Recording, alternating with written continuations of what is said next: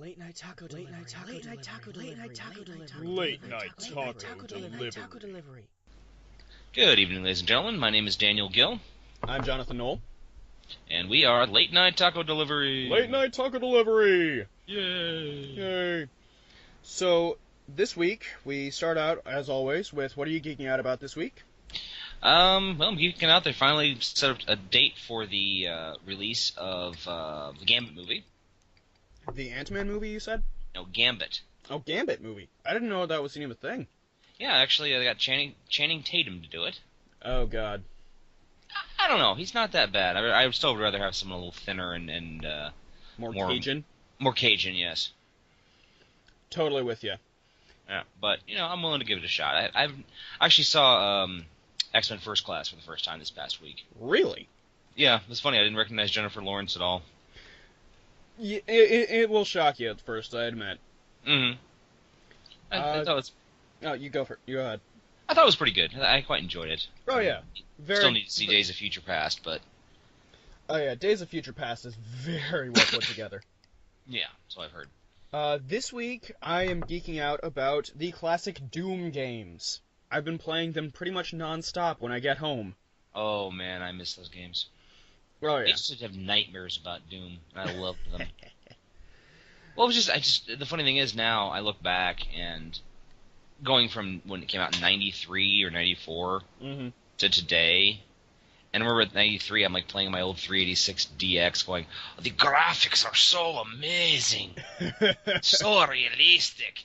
And now I go back and I'm looking and I'm going, this is still fun, but man, this blocky as shit. Well, yeah, but at the same time, though, it's still pretty impressive.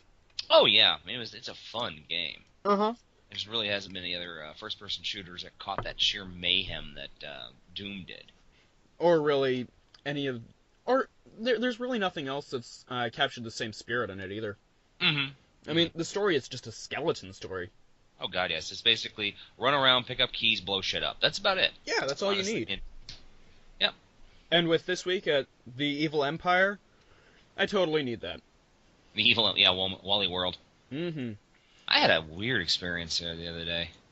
Really? What was that? I don't even know how to describe it.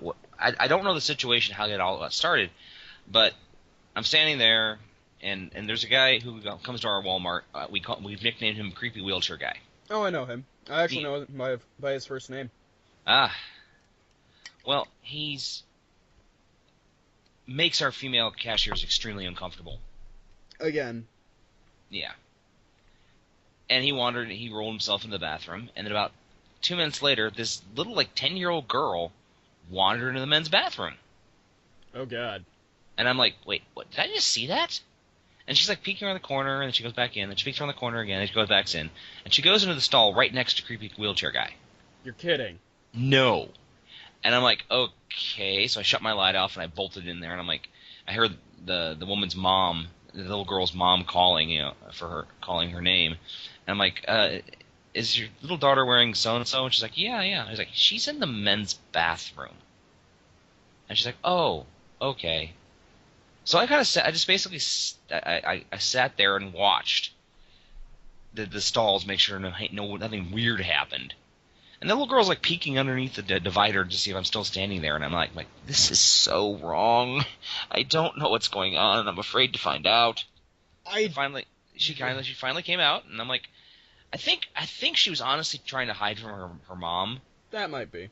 But the whole setup with Creepy Wheelchair Guy, I wouldn't put it past him. Yeah. Yeah. Ugh, feel dirty. Anyway, yeah, I've been really doing a lot of geeking out lately. I actually did do something on my computer, though. Oh, what's that?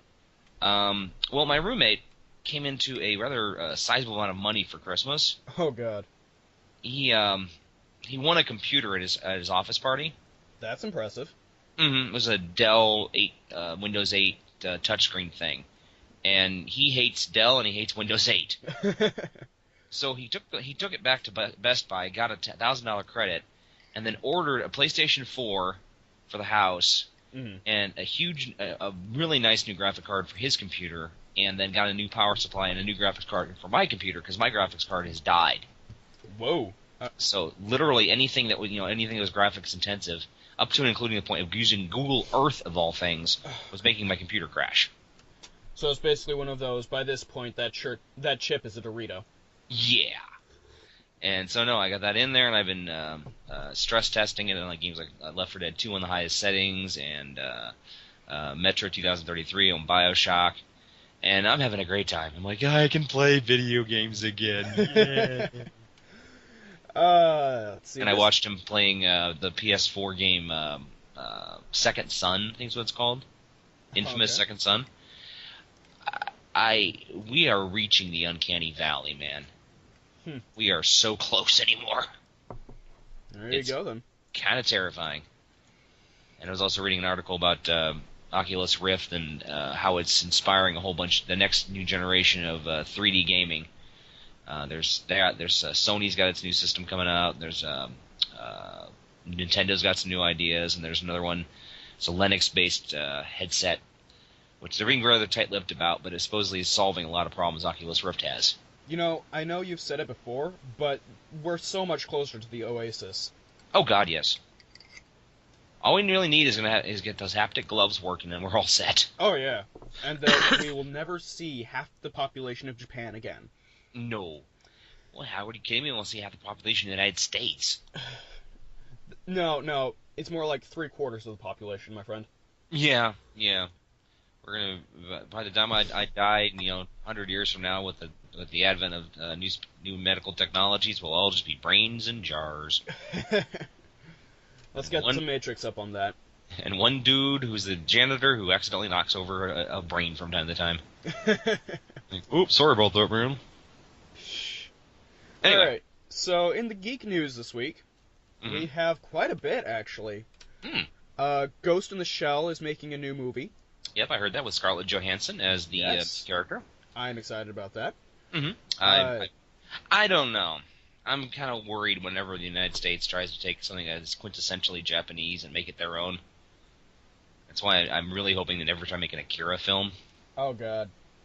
I still haven't watched that. It's on my list, and I really need to watch it. And just you need to put it on the top of your list, man. Yeah. You need, I don't know if it's on Netflix or whatever, but you need to watch that fucking film. I have sources. Okay. Let's see. Sony is doing a new Walkman. Yeah, I read about that too. $1,200 though. Really? Yeah. They announced it's an HD $1,200 thing, and Christ. there reaches. And then the article I was reading said, $1,200 is a lot. And there is a point where the ear just can't ear anymore. Exactly. You can be as high definition as you possibly want with your music, but it's still, there's only so much you can do. Yeah. Also, we have Star Wars The Force Awakens adding a new member to the cast. Yeah, I actually read that too. It's a guy from, was it Thailand or Indonesia? Indonesia. Yeah, he's, where is he from? The Raid movies. Yep. Yeah, which I have seen. I saw the first one. It was very well done. It is a really, really good Asian action flick.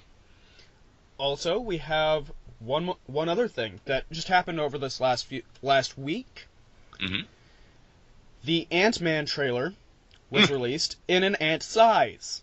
Yeah, I heard about that. I didn't actually watch it, but I thought that was funny. I saw it. I thought it was great.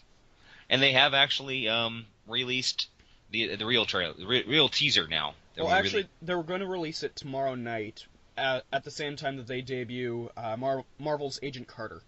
Yes, which I'm actually curious about. I'm excited. I dig most anything that Marvel does, so I honestly, Peggy Carter is an interesting character. Interesting character. I like retro stuff. Mm-hmm. I mean, it's very very classic James Bond, but Marvel style. Right. I did see something today that made me laugh, though, and I felt dirty for laughing about it. Mm-hmm. Are you familiar? You're familiar with the original Ant-Man? Oh yeah. Who became the Yellow Jacket, became Giant Man, and was known basically for beating his wife. Yep. Also created Ultron. Also created Ultron. Pardon me. Someone posted a picture of the Yellow Jacket action figure, which Marvel put out a couple years ago. Uh-huh. And has an open hand and a fist. And then right underneath that, they posted the infamous comic book panel where he smacks his wife across the room Oh, Christ. with his open hand and his fist. Oh, It God. cannot be a coincidence. They look too similar, and I'm like, yeah, Marvel, someone's got a sick sense of humor. Yeah. Well, aside from that, Okay, what else we got in the geek news this week? really that's all I've got going. Okay. Although I did read an interesting article about how Christopher Nolan was inspired by the Richard Donner Superman for these new Batman movies. Really? Actually, I glanced at it, but I didn't have a chance to read it. Yeah, I read it. It was interesting. There are some logical leaps that I can't quite make. Mm-hmm. Because while, yes, these new movies tell an origin story much like the Dick Donner movie, Mm-hmm. my biggest problem with DC right now is that there's no joy in it. Yeah. None. I've heard Man of Steel is not a happy movie. No. I mean, seriously, the whole point of Superman is that he is invariably a fun character. He's even a at Boy his Scout. darkest. He's a big blue Boy Scout. Exactly. Batman is dark and brooding, yes. I mean, just even take a glance at Frank Miller's Dark Knight Returns. Right. But even at the end of the day, there's still something redeemable. Mm-hmm. It's one reason I like the Batman animated universe, the DC animated universe so much. Absolutely. But I think we're going off on a tangent which does not support tonight's theme. We are always going on tangents. But let us begin. Right. It was the 80s. In the beginning, There was the nothing. 80s. And there was nothing. And then there was John Hughes. And it was good. Yes, and it was good. That Yes, is, folks. yes. Go ahead. This week we're talking about 80s teen movies Mm-hmm. and other movies that are just so darn awesome about the 80s. Right. That they were about teens or about childhood. Mm-hmm. And there were so many good ones. Oh yeah. Just to name a few, we've got Breakfast Club, Fast Times at Ridgemont High, 16 Candles, Pretty in Pink, a lot of John Hughes movies. Sorry. A lot of Japanese movies. I was thinking like Stand By Me. Stand By Me, Time Chasers. Although I'm not. Sorry, what? Return to Oz. Return to Oz. So yeah, we've got a large platter to choose from. Mm-hmm. Weird However- Science, True Genius, and all that. Yep. Each of us chose a movie this week that we've never seen before or haven't seen in a long time Mm-hmm. to review. And my friend Jonathan here watched Fast Times at Ridgemont High the first time, which is a film that has been chosen by the National Film Registry because it is aesthetically pleasing and historically significant. Exactly. And I what can, did you think of it? well, I think that it's not marketed correctly ever, because I now own the movie in a set that has Breakfast Club and 16 Candles, my two favorite John Hughes movies. Mm-hmm. That does not belong in there. It does not belong in there. It's a sex comedy. It's a great sex comedy. Oh yeah, It's a slice of life about, absolutely a slice late of life. 70s, early 80s California. And that's exactly how it works, though. It is a slice of life. It's not a teen movie, technically speaking. Mm-hmm. I also had some trouble with it in that it takes place over the course of a year, right? Right. Except there are almost no time markers in it. I mean, like, I can recognize Christmas, and I can recognize Homecoming, but that's about it. Oh, and Prom. I can recognize Prom. Mm-hmm. Well, think about it, though. When you're in high school, seems like time just drags on and on. There is no time markers Well, until you get to your Christmas break, or your Thanksgiving, or your prom. Everything else is just a tireless grind through history class, or science class, or English. You're just waiting to get through so you can spend time with your friends. This is true. But I feel like if it were made today, I don't think it would be the same. Mm. Well, for one thing, Hollywood's lost its balls. Well, yeah, but I think that the story would be more likely to be told in a more concise form. Mm-hmm. Like Sean Penn's character, Spicoli. Yeah.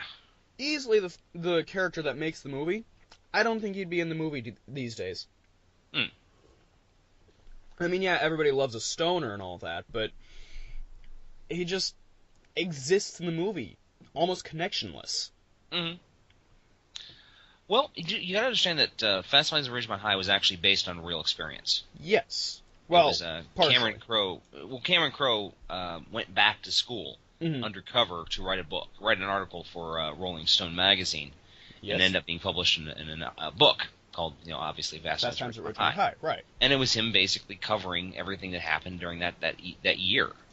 I knew that. There is one thing that I find really interesting, though. The guy who Rat is based on, the hapless kid who wants to get the girl but can't until the very end. Yeah, the major nerd. Yeah, the major nerd. Ended up becoming a writer for the For Dummies series on technology books. Which is a very smart guy. Oh yeah, I found that hilarious and interesting, but again, it's kind of one of those things. It's interesting, but who would have known? Yeah, I personally find it interesting that it's almost impossible to find the original book anymore. Right. I remember you mentioning that last podcast. Yeah, I looked it up a little bit, and it's actually like $197 for the book. I'm like, Jesus Christ, just reprint the damn thing already. I know, right? Yeah. Anyway, but yeah, there was a lot of different 80s teen movies. The movie I watched. Well, actually, let's go back to Fast Times at Ridgemont High for just 1 second. Okay, go for it. I mentioned this at work. The first time I ever saw Fast Times at Ridgemont High, I was 11 years old. Oh God. We had Movie Channel. I was home alone because I was sick. Turned out I had an appendicitis. So I'm sitting home. That's quite a development. Yeah, I was sitting at home trying to eat Jell-O and throwing it up because my stomach's like, hell no, your appendix is trying to send everything back upwards. And there's a scene in the movie where they're using. Sender. Yeah, there's a scene in the movie where the two girls are talking about blowjobs using carrots. Yes. I didn't know what this was. Because you're 11. I had no context. Mm-hmm. I did, however, figure out that I have no gag reflex because I tried the carrot thing out. Oh, Christ. I'm 11 years old, deep throating a carrot. And it wasn't only until later, when I'm like 17 or 18, and watch the movie again, I'm just like, wait, oh my God. Oh. There's things you don't know when you're a kid. Oh, tis true. Other movie I watched was one called My Science Project, which came out in '85.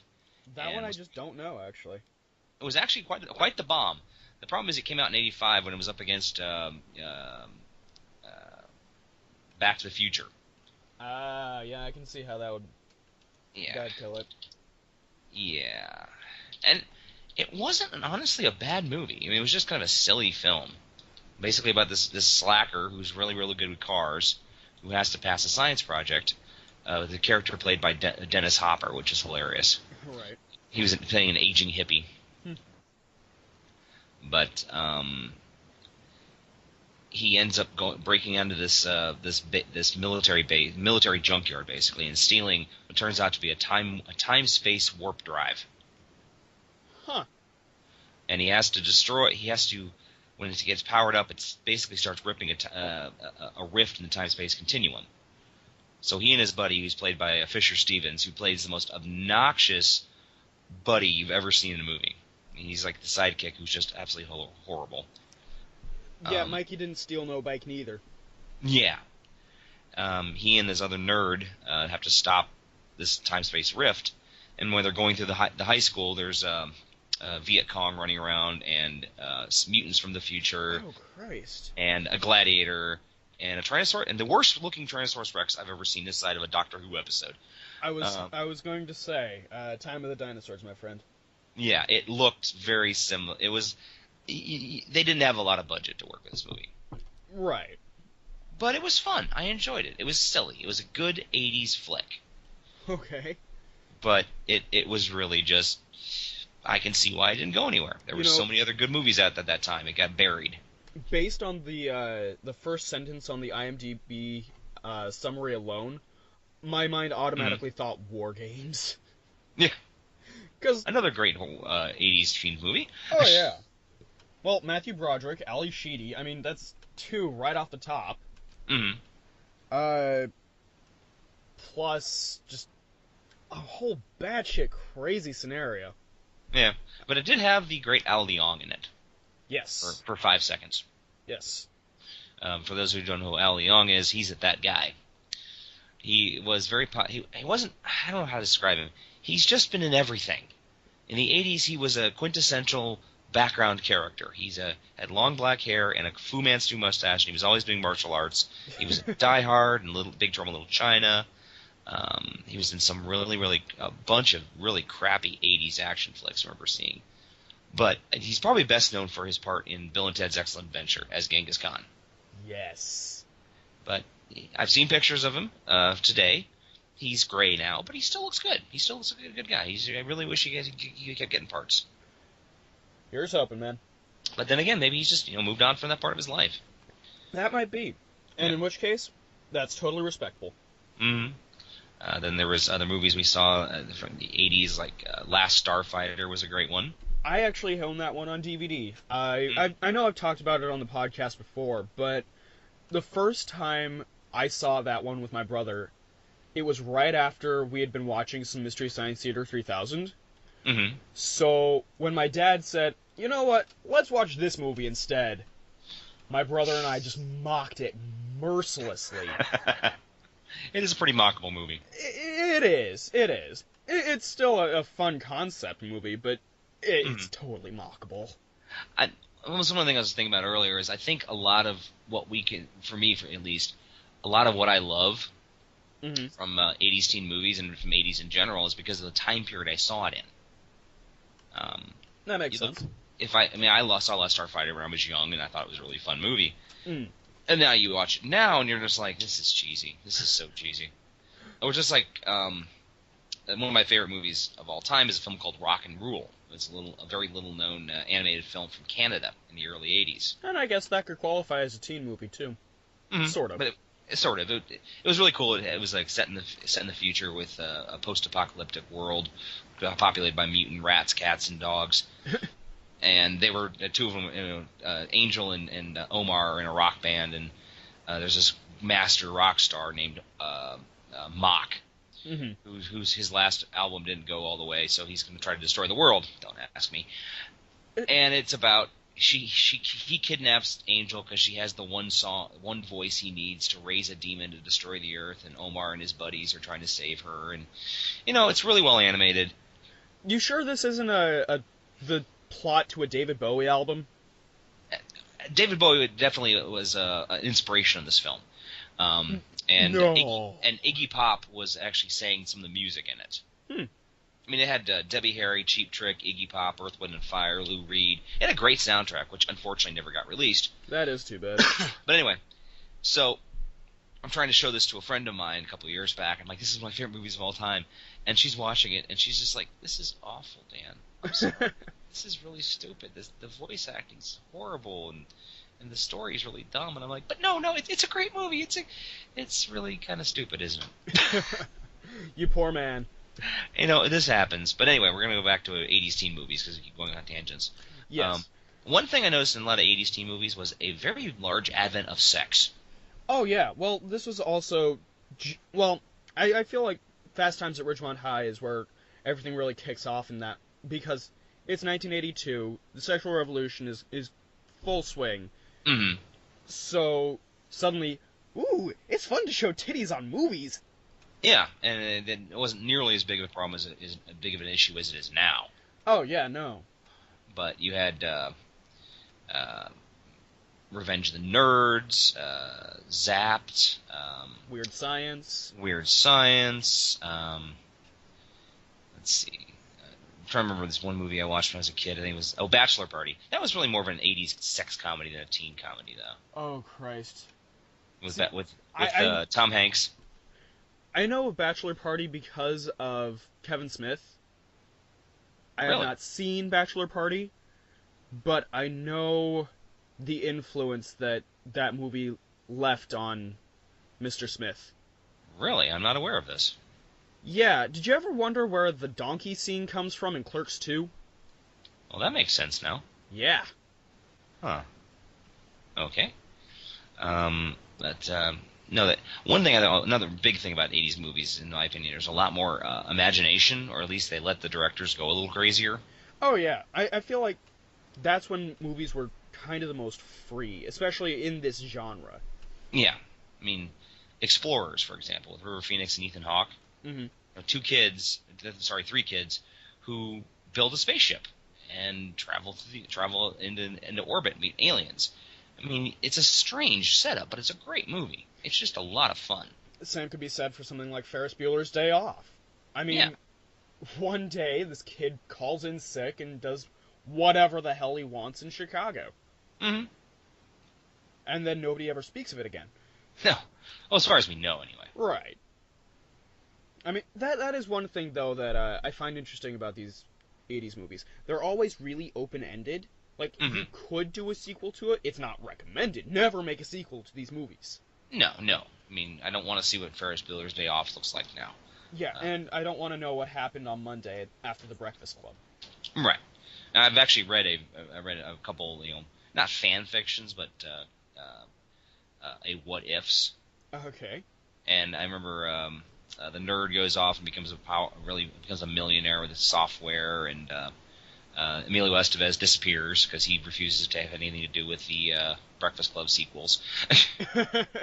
And Bender ends up becoming a motivational speaker, and he keeps looking at the Molly Ringwald's character's request on Facebook to be friends.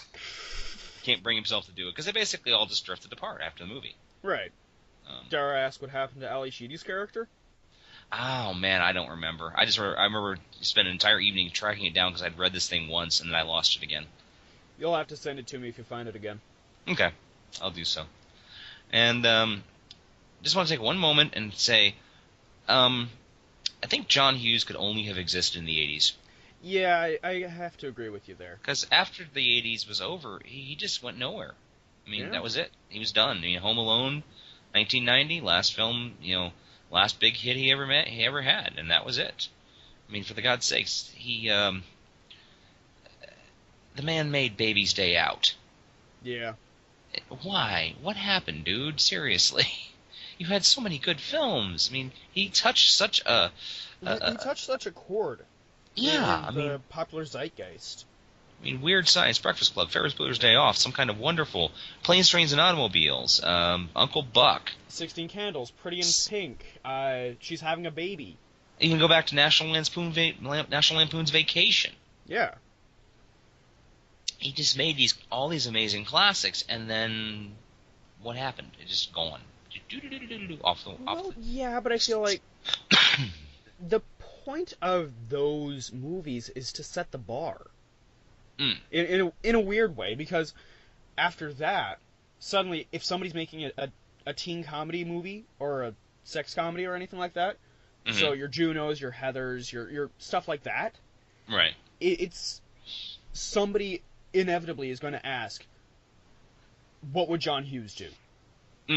I mean, I watched a documentary on Breakfast Club, and the director of Heathers was just like, so one day, all we did was sat around and talked about John Hughes. What's your favorite John Hughes movie?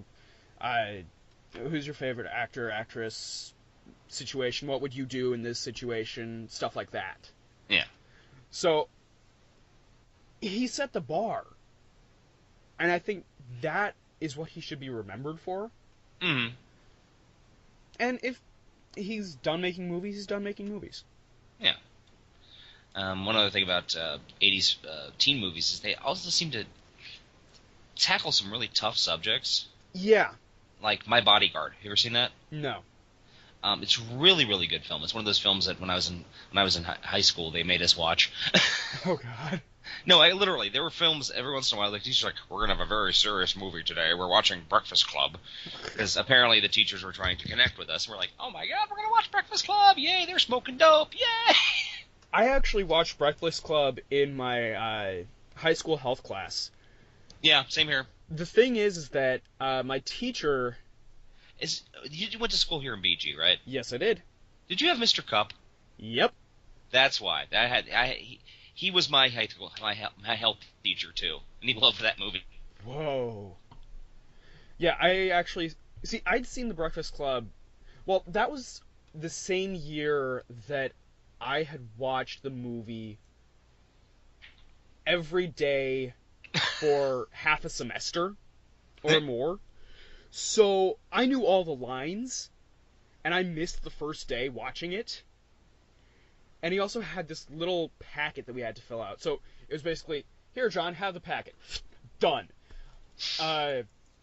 So there I am, sitting in the movie with a bunch of kids who have never seen it, and I'm just quoting away. I was probably the worst person to sit in that room with. Oh God, yeah. Mr. Cup let me do some shit in his class. We had to do a multimedia project about something that interests us in movies or health in movies. Mm-hmm. I did mine on drugs. So I was showing, alcohol. I was showing drunk driving in movies and drug use in movies, and I was using North by Northwest for drunk driving because Cary Grant gets forced to drink a giant tumbler of scotch. Yes. But then I had the aliens from Heavy Metal. He actually let me show Heavy Metal in a high school class. Holy crap, man! And just like when the aliens are going nosedive and snorting up all the cocaine, he let me watch it.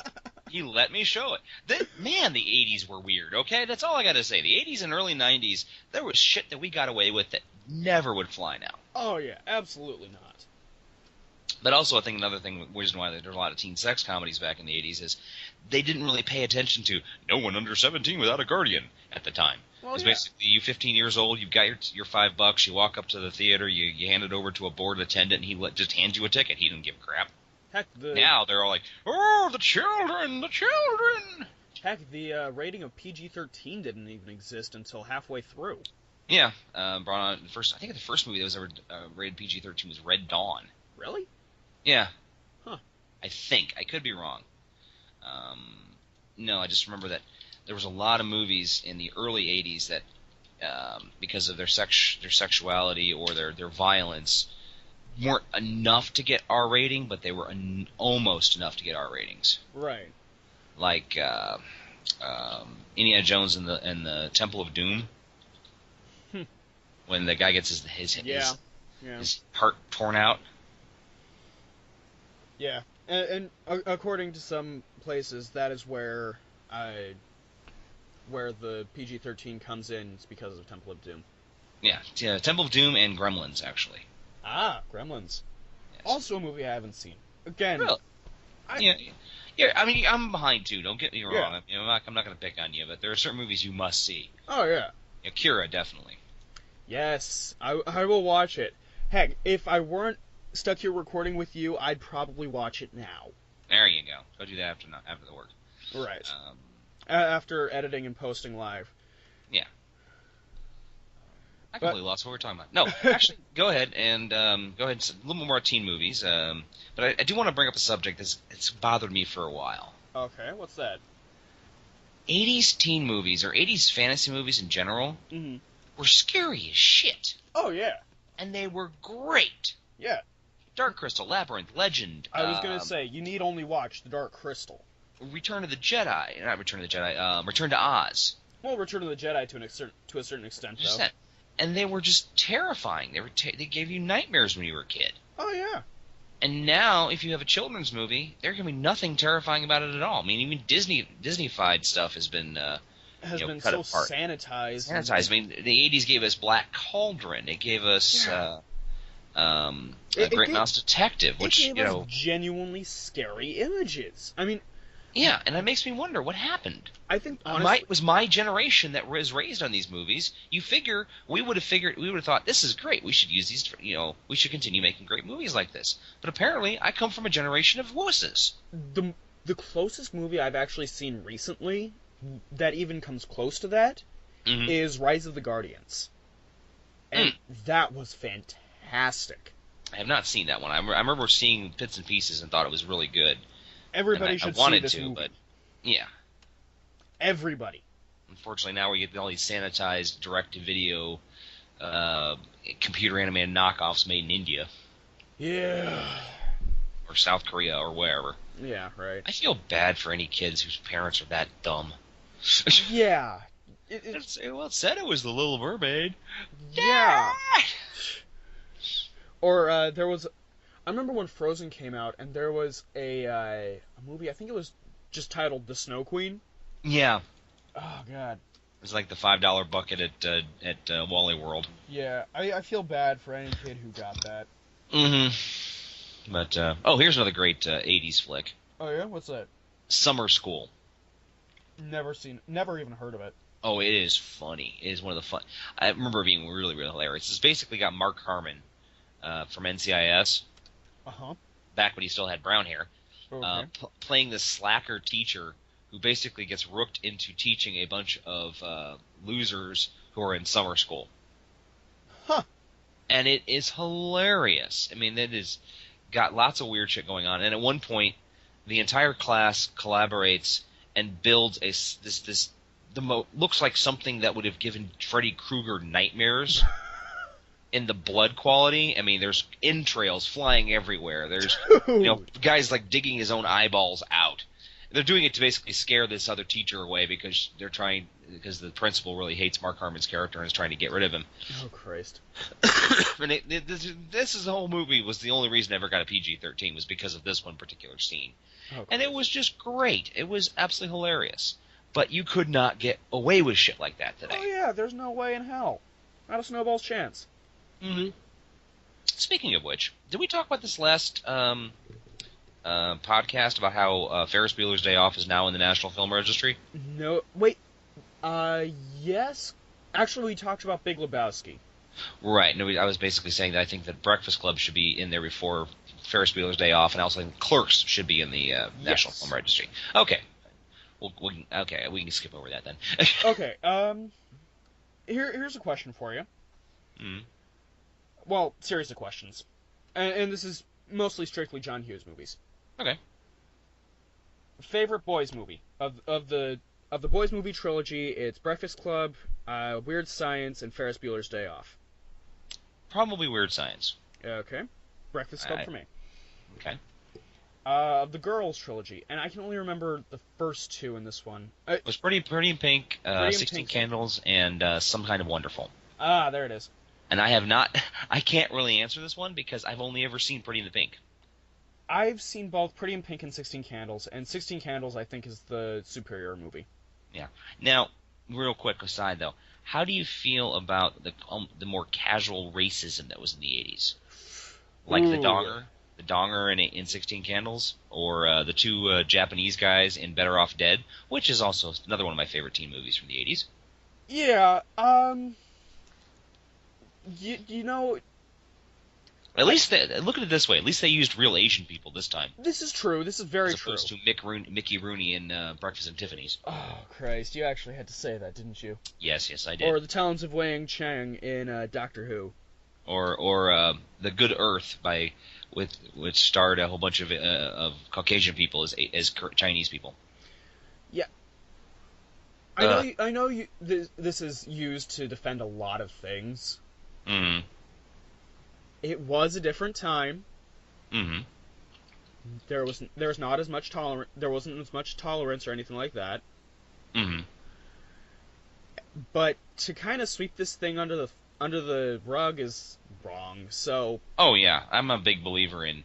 We did this back then. It was a different time, but I'm not going to sugarcoat it. It's like when Disney started going back and recutting their older movies. Right. Not just Fantasia, but like Pecos Bill.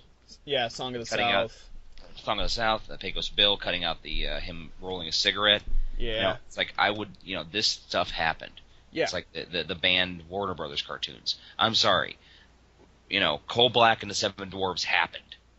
It's still a fantastic cartoon, too. It's a funny cartoon, but it's incredibly racist. Yeah. I mean, it plays with every stereotype you can possibly imagine. But at the same time, it was to them what they thought was being respectful, too. Okay, anyway, back to John Hughes. Sorry. Right. Favorite movie overall by John Hughes? Probably Breakfast Club. I would say the same. I really have always connected with that movie. I thought it was very well done, and I was very much a nerd in high school. Yeah, surprise, surprise. But now I'm very proud of my nerddom. Well, I must admit, I'm rather annoyed that being a nerd has become popular. Yeah, it is kind of marginalizing. I agree. It's marginalizing, and at the same time, all these gorgeous women out there doing cosplays, and the thing is that they're very proud of their nerddom. They can sit there and talk about Batman or Superman, and I'm just like, where the hell were you chicks when I was 20 years younger and had hair? Seriously, it's not fair. I live in an enchanted time. I know. I'm just like, I will never, ever shame a woman for liking something. I will never do it. But I'll be more like, what happened? It's not fair. It was a different time. I'm sorry, man. There were times back when I went to go to sci-fi cons in the early 90s when there were some people that should not wear spandex by law. I never shame anybody for that kind of thing either. No, I mean, I'm just kind of looking going, ugh. But, I come from a different time, too. Exactly. Which is why this podcast is a lot of fun. Oh, yeah. Let's see. Classic 80s teen horror films. Okay, yes. The Lost Boys. Was Monster Squad 80s or 90s? That was 80s, and that was awesome. Oh, yeah. Monster Squad rocks. Monster Squad was just so out there. You can't talk about that movie without mentioning that one line, and you know exactly what line it is. Kick him in the nards. Wolfman's got nards. Yeah. Wolfman's got nards. I knew Gremlins could be considered a teen horror film, Yeah. and plus, teens were the ones that powered all the slasher movies of the 80s. Right. The Freddy Krueger movies, the Friday the 13th, My Bloody Valentine. I Know What You Did Over the Summer. Well, that was it. That was 90s. Was that 90s? That was 90s, yeah, because that was Sarah Michelle Gellar. Ah. I think it was Sarah Michelle Gellar. Anyway, but that was in the 90s. That was during the resurgence after Scream. Right. But no, there were so many good 80s films back then. Of course, then there comes the time where it all comes crashing down. Okay, and where would you say that was that? What point was that? Well, I don't think it really crashed down so much as it just kept going. And it got a little thin. Yeah, I mean, there's still supposedly great 90s teen movies. Oh, yeah. Bill and Ted's Excellent Adventure and Bogus Journey. 10 Things I Hate About You. Mallrats. Clueless. I mean... But the imagination went away. All the good science fiction teen movies, where'd they go? Can't really name any of them at the top of my head. Again, it's kind of one of those...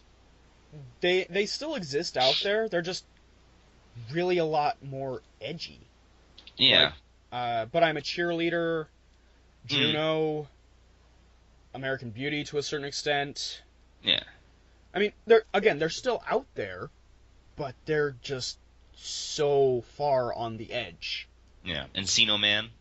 I just found a list of the ones. Varsity Blues. Dazed and Confused was really good, though. I enjoyed that one. That was 1993. But yeah, I love the Matthew McConaughey character in there. Have you ever seen the movie, by the way? No. Basically, it's set in the 70s. I think it's a Richard Linklater film. Really? Yeah, but it's about a bunch of teenagers on the last day of school and what they do. And Matthew McConaughey plays a 31-year-old guy who keeps hanging out with teenagers because he refuses to grow up, so he gets them booze and weed and whatever. And at one point, it's like, thing I love about the high school girls, I keep getting older, they stay the same age. Whoa. Whoa. Whoa. That's a little far, man. That's a little far. Hey, it's a funny movie. Plus, it was a very early appearance of Ben Affleck. Before we learned to hate him, and now we've learned to love him again. But we're going to have to wait for the next Batman movie to see if we still love him. Right. All right. I know you've mentioned this before, but I didn't really give my answer. Okay. Of the Breakfast Club members, which one do you feel you were the most? The nerd. I mean, there's just no other questions about it. His name was Brian Johnson. Yeah, Brian Johnson. I mean, I was him. I mean, I was always trying to do nerdy stuff, and I was never a very good student, but mostly because I got bored easily. Yeah. And when I got bored, I got lazy. I think I was the only student ever to be put on academic probation from being while I was on the Quiz Bowl.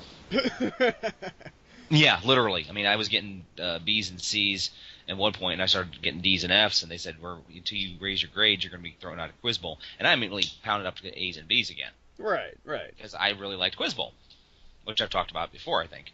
No, actually, you haven't. Oh, really? Yeah. Okay. Well, just a quick aside.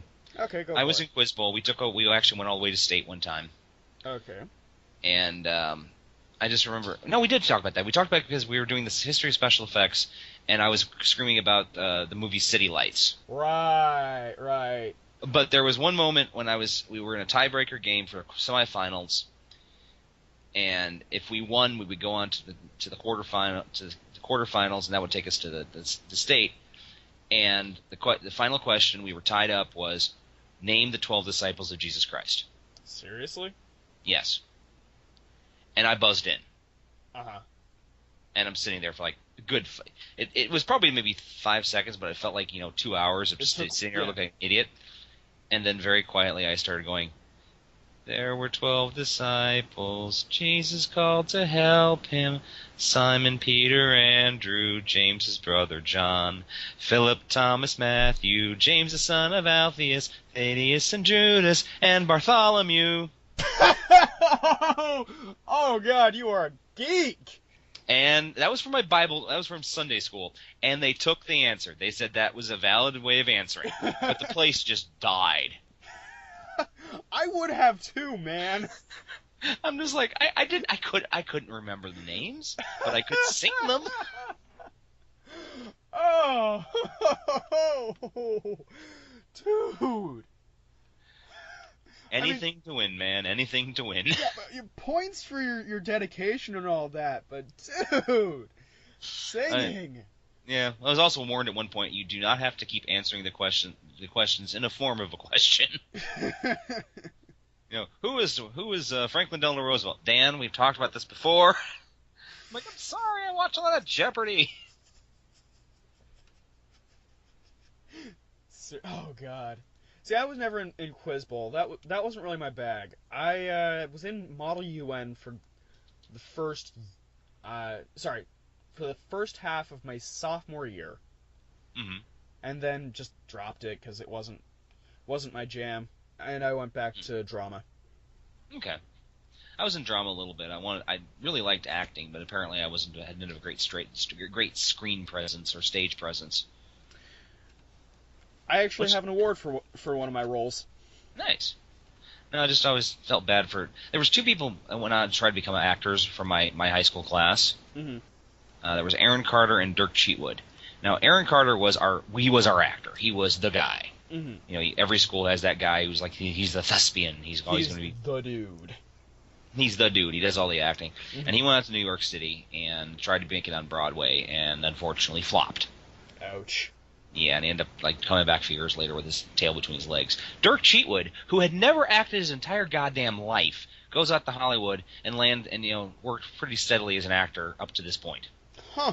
He's still acting. He spent like the last 10 years on General Hospital, and now he's on some network show. Oh Christ, General Hospital. But he's appeared in movies with Kevin Costner and Bill Paxton. He's like married to Bill Paxton's niece. I mean, Seriously? It's just like, seriously, Dirk, what the fuck? I remember hearing that name before too. That's weird. Yeah, he's one of the more famous people from Bowling Green because he's an actor.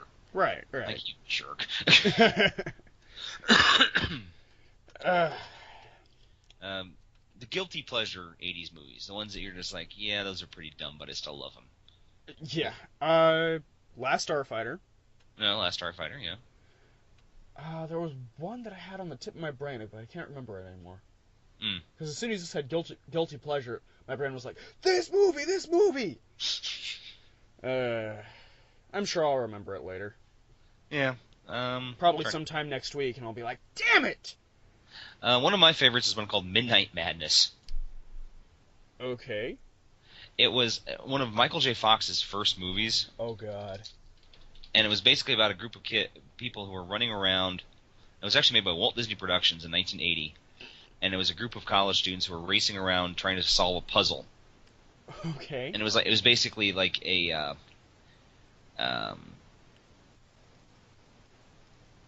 okay, I'll give you a quick synopsis from IMDb. From Wikipedia. Oh. Leon, the a genius. Wikipedia. Yeah, Leon, a genius, summons 5 college students to his apartment and challenges them to participate in his latest game creation, the Great All-Nighter. He tells them about his game and instructs them to form teams. The game works like this. Teams are given an initial clue to solve. When the clue is solved, it will lead to a location. At the location, they must find and solve another clue leading to another location and eventually the end. And they all, flying all over Los Angeles trying to figure this stuff out. And it's silly. It's a very silly movie. This sounds like the plot of the Westing game. Yeah, a little bit, but much dumber. Oh, Christ. But the teams are, there's the yellow teams, which are all friendly and kind. The blue team, which is all selfish, rude, and unattractive, who cheat at every opportunity. The green team, who are made up of a bunch of jocks. The white team is made up of a bunch of nerds, led by Eddie Deason, the immortal Eddie Deason from Grease and Critters. Oh, Grease. Yeah. And then the red team, which is made up of 4 members of an unpopular sorority, and so on and so forth. Huh.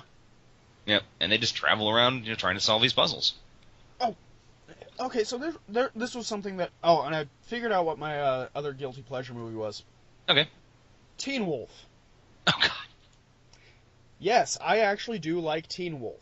I saw it back when I was in the 80s, and I thought it was pretty good. I enjoyed that one. It's not a bad flick. It's just kind of goofy. Yeah. Yeah. I mean, I'm not gonna name it on my top 50 list. But no. it is enjoyable. It's just an exciting little film. Yeah.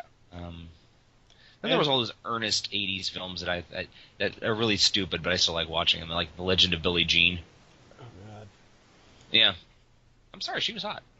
Whatever, man, whatever. But yeah, that's kind of the long and short of that. Mm-hmm. So, do you want to go into Thou Shalt Not, then? Yeah, let's go ahead and do our Thou Shalt Not. Alright. So, for this week, we decided that because we are sticking thematically, it will be Thou Shalt Not give this character the day off, a la Ferris Bueller, where he goes off and does whatever the hell he wants. Right. And to start this one off, I would like to say Grandpa Itchy from the Star Wars Holiday Special has a day off. He always has a day off, though. I mean, yes, like... And he has to watch human porn. That's exactly what he would do all day, though. He'd just go... Which is Wookiee, of course, for, give me all the porn, man! I don't know, there's other ones I wouldn't mind seeing that just deserve a day off. Like, you need to give Skeletor a day off. Send him to a spa. Let him moisturize. Get a massage. He's got some big muscles. I'm sure he needs to get some work done. Darkseid and Thanos. Yeah, I can see Darkseid with some cucumbers on his eyes and sipping a Cosmopolitan. I actually wasn't going with the spa idea, but I kind of like that. It's just silly enough. Mm-hmm. Walter Peck from Ghostbusters.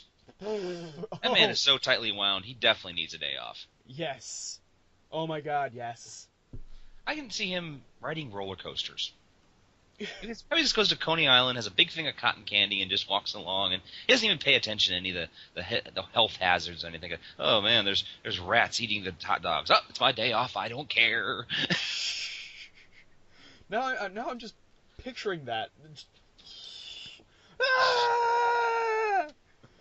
Oh God. And then Bill Murray just walks by and says, "Dickless!" And he's like, "Oh, it was my day off." Yeah, I had a perfect one though. Okay. But I don't remember what it was. Because there you go. If you have any suggestions, listeners out there, for Thou Shalt Not this week, please put it on Twitter with hashtag Thou Shalt Not, our episode number, and we'd love to hear from you. Yeah, we'd love to. If any of our 12 listeners are actually listening to us and enjoying us, please share. Yeah, please. We'd like to get some feedback. We'd like to know what you guys think. Mm-hmm. Give us some ideas. Throw us some movies we haven't seen, something groovy. Yeah. Test our knowledge. Mm-hmm. Because between Jonathan and I, we have a combined over 60 years of nerd experience here. That's more than the Mythbusters. Mm-hmm. Well, in their special effects experience, anyway. Right. I'm sure that Adam Savage and Jamie Heineman, yeah. Well, definitely Adam Savage. He's a nerd from birth. Mm. Jamie Heineman he kind of fell into special effects. Yeah. He did everything else. He was a chef. He was a boat captain. He was an alligator wrangler at some point. I don't know. So yeah,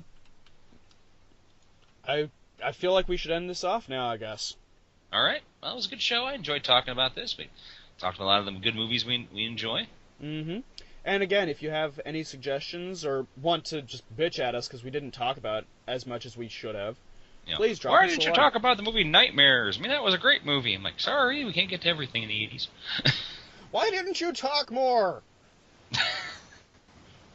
We did nothing but talk. Anyway, all right, guys. You guys have a wonderful week, and we'll see you next time. So thank you from all of us at Radioactive Walrus Productions and Dan's house. Yay! And have a week. Late Night Taco Delivery is performed by Daniel Gill and Jonathan Knoll. New creepy opening by Jonathan Knoll. If you have a suggestion for a future show, would like to participate in Thou Shalt Not, or just get in contact, drop us a line on Twitter at Radio Walrus Pod. Feel free to also comment on the site you found us on. You have listened to a production of Radioactive Walrus Entertainment.